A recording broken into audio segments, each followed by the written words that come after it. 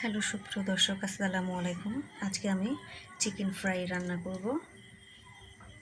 এর জন্য এখানে প্রথমে দিয়ে দেব লবণ, তারপরে দিয়ে দেব 2 চা চামচ লাল শুকনো মরিচের গুঁড়ো,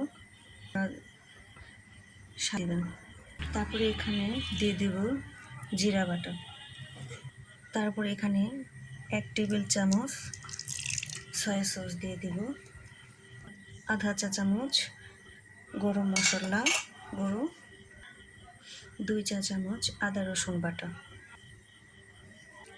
এটা ভালোভাবে ম্যারিনেট করে নেব। আমি খুব সহজেই ঘরোয়া উপকরণ দিয়ে আজকে আমি আপনাদের চিকেন ফ্রাইটা বানিয়ে দেখাবো।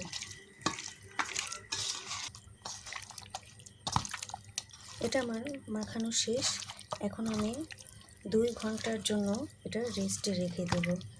কমপক্ষে 2 ঘন্টা মাখিয়ে রাখার চেষ্টা করবেন, তাতে মশলাটা ভালোভাবে মাংসের সাথে মিশে যায়। আর মাংসটা আমি একটু কেটে দিয়েছি, তার জন্য ভেতরে মশলাটা ঢুকবে ভালোভাবে। এখন আমি 2 ঘন্টা পরে ফিরে আসব। এখন আমি ময়দাটা মাখিয়ে নেব।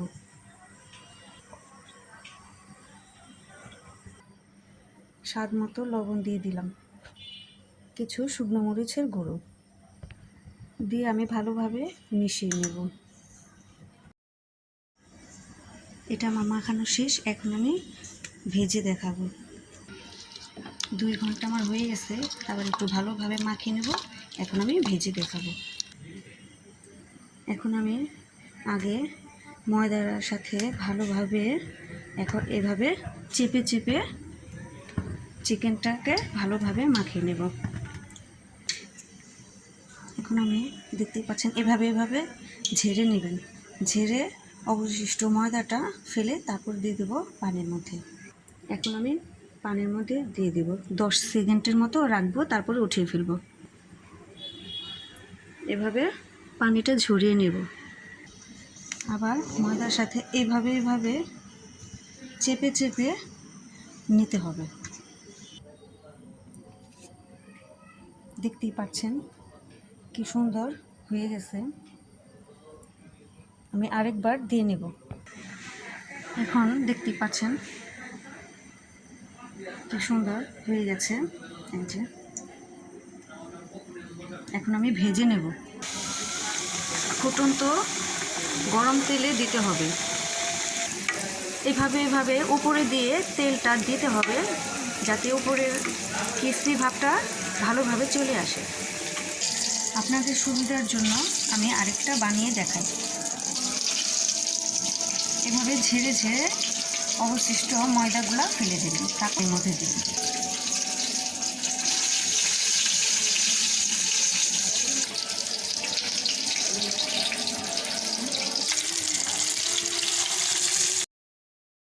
ভাজা আমার শেষ। এখন আমি এক এক করে সবগুলো ভেজে নেব। এটা আমি উঠিয়ে নেব।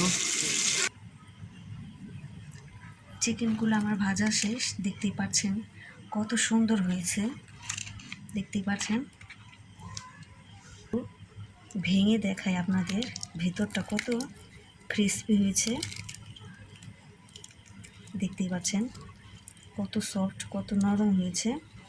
তো খুবই সহজভাবে দেখানোর চেষ্টা করছি। তো ভিডিওটি আমার ভালো লাগলে আমার চ্যানেলটাকে সাবস্ক্রাইব করবেন, পাশে থাকা বেল আইকন ক্লিক করবেন, যাতে আমি নতুন কোনো রেসিপি দেওয়ার সাথে আপনারা পেয়ে যান। তো সবাই ভালো থাকবেন, সুস্থ থাকবেন। আল্লাহ হাফেজ।